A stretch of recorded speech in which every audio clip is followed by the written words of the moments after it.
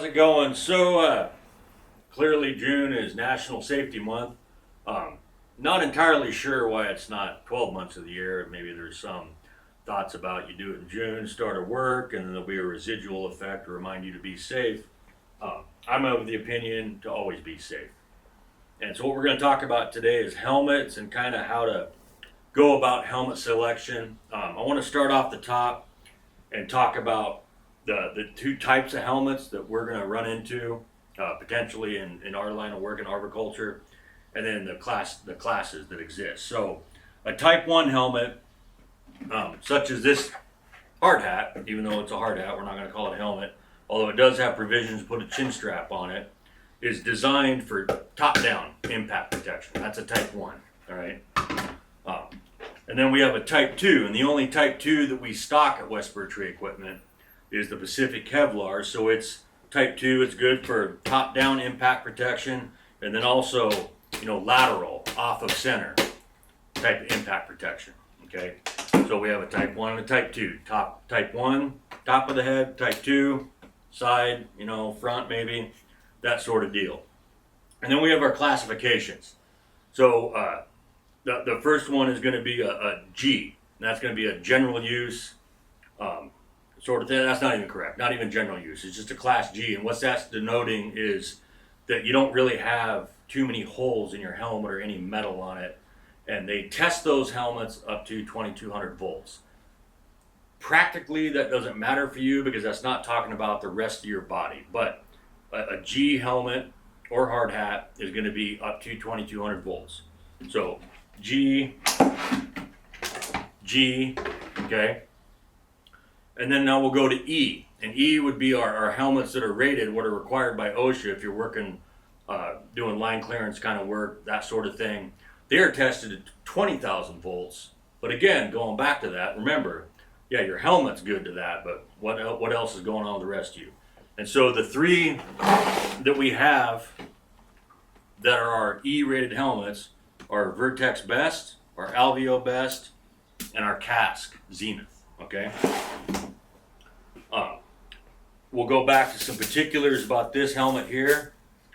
All right, and then we go to C helmets. Those are conductive helmets. And the big reason why it might be a conductive helmet, it might be like the skull bucket here.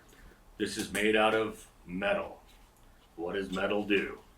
It helps conduct electricity, similar to water in many cases. And, it bends. See how this showroom helmet has already got a little cowboy action going on there, all right?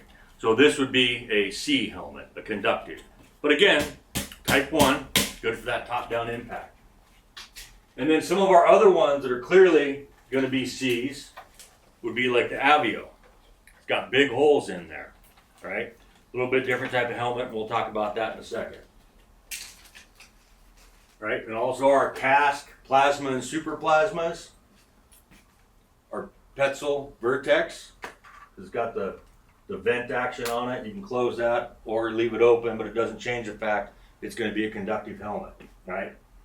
And then we've also got the Phantom Protos, which a lot of folks are huge fans of, but obviously, and we're going to go into labeling in a second, there's holes in this helmet. It's clearly going to be a C, okay? I'm going to set this in for a second. So a quick review, we've got our G, which have been tested at 2200. Obviously, they're going to be solid throughout the shell. We've got our E's, which are E-rated for line clearance type of work, working around electrical conductors, been tested to 20,000 volts. And then we've got our C's, the ones that are going to be conductive, okay? So any helmet from a reputable manufacturer, particularly in the United States, is going to have a label.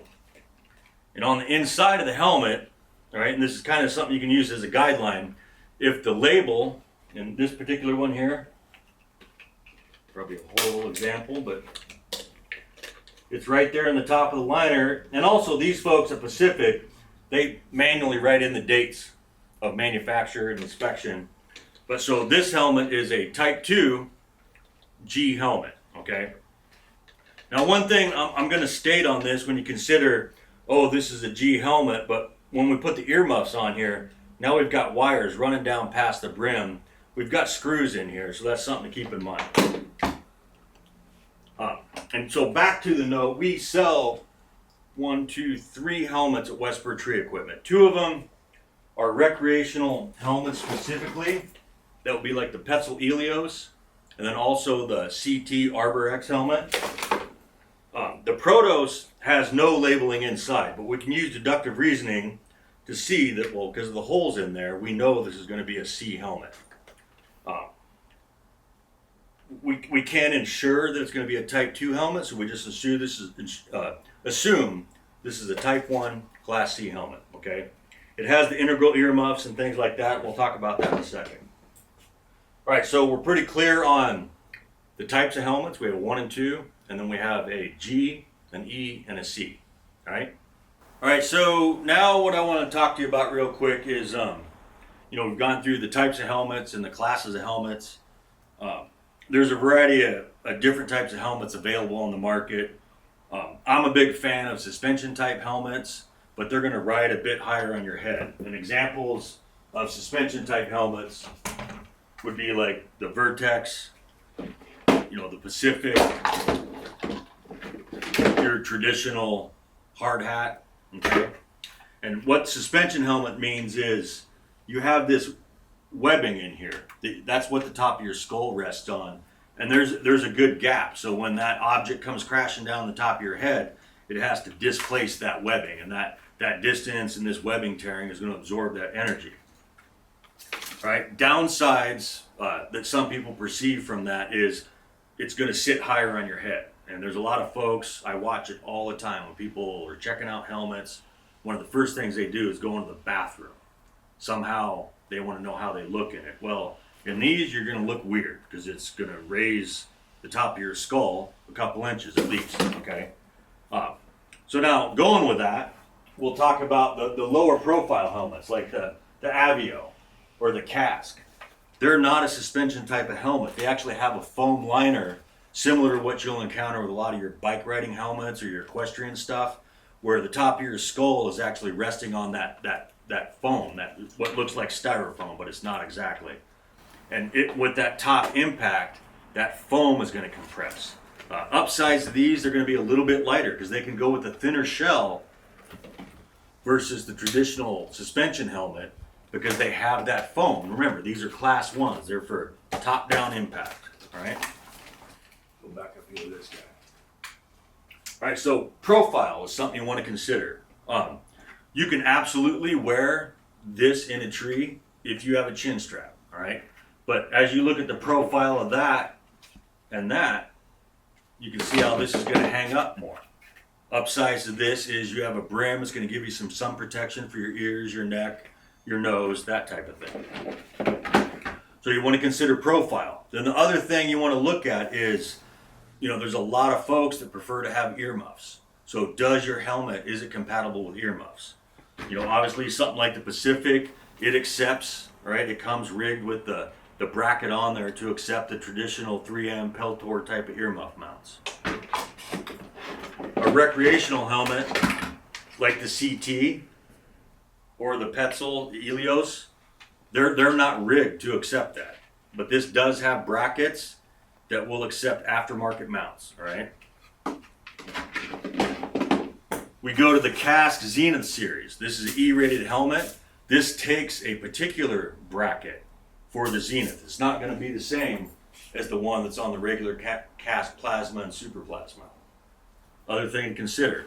So when you're looking at it, it's like, well, what's easy to change in and out? Your industrial rope access, go-tos, which would be Petzl, they're going to accept a lot of the different brackets that are industry standard. So you'll be able to put the earmuffs on. You'll be able to put different visors on. Petzl has a short visor, and then they also have the Visor, which is a full face shield. Both of these are, Z87. They're ANSI rated for impact protection. Some of the other visors are not. The Casque visors aren't rated for impact protection. They're still covering your face, covering, down to about here, giving you some eye protection, but they're not rated. I'm of the opinion that something there is better than nothing, but it's better to have the stuff that's rated for true impact protection depending on what you're doing. All right, then we'll look at something like the Protos. Although, as I discussed before, it doesn't have the labeling inside of there, but we note this is a Class C helmet because of the holes in it. It does come, factory fitted with the face shield. This is a mesh face shield. Doesn't meet the Z requirements. Also, Protos offers steel mesh, which is a little bit stronger. You have a fine and a coarse, and they also have a full visor as well. One of the features that a lot of folks like about the Protos, that they're saying they like to wear earmuffs, is on the Protos, they tuck out of the way when you don't want them, and when you're ready to use it, it pops into place.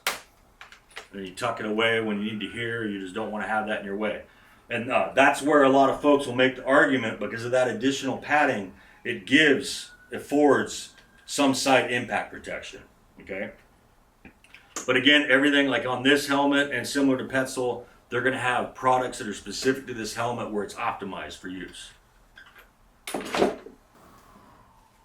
Okay, so when I was talking earlier about the profile of the helmets, and in talking about that, I've run across in all the years working with folks and doing safety audits, you'll run into people who are like, oh, I don't want to wear a helmet or hard hat, it's too hot.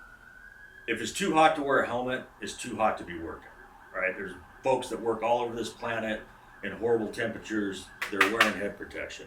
But that being said, something to consider is a suspension helmet that has ventilation is going to be a lot cooler than these type of helmets that aren't suspension helmets and have the foam liner up on the top. Even though they have the ventilation ports, this is going to be better in Louisiana than this is.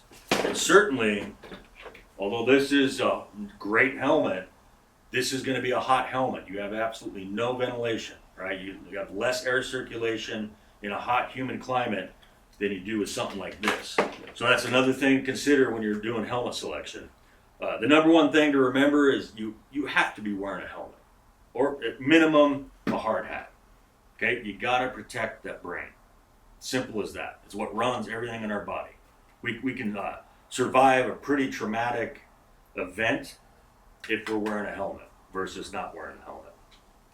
But again, just to wrap it up, it's National Safety Month. It's Safety Month every month in my book, and this is WesSpur's Tree Equipment.